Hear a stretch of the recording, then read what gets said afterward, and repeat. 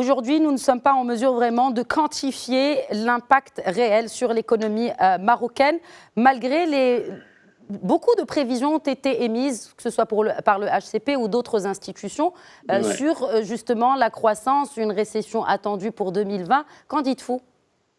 Effectivement, il y a des évaluations qui ont été effectuées par un certain nombre d'organismes et sont basées sur des hypothèses. Ces hypothèses ne sont pas en général très objectives.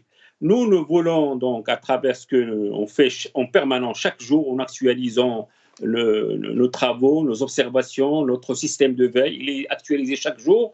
Il reste difficile de faire des évaluations, mais donc on a établi jusqu'à aujourd'hui un certain nombre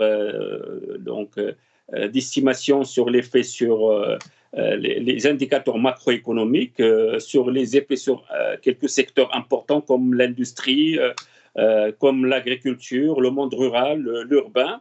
On a des estimations qu'on a réalisées à ce niveau-là, mais comme j'ai dit, on attend la sortie des derniers chiffres de fin du mois d'avril pour que nous puissions faire des bonnes estimations et parce que les estimations, elles donnent lieu à des décisions.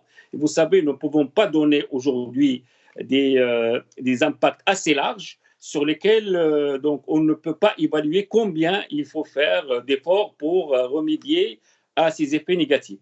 Donc, prenons à titre d'exemple, concernant le taux de croissance, nous estimons que ça va être autour de moins 8,1% jusqu'à d'ici la fin de l'année si nous restons dans cette situation-là. C'est-à-dire que c'est...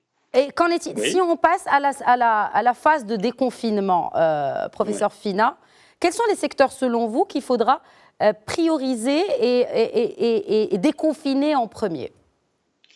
Donc, le papier que nous avons distribué dit qu'il faut déconfiner tout. Donc, à part tout ce qui est rassemblement, tout ce qui est là où il y a des masses de personnes importantes, donc il fallait les garder donc en situation de confinement. Le reste, c'est-à-dire l'ensemble des secteurs économiques, il faut les ouvrir rapidement pour éviter d'autres catastrophes plus importantes.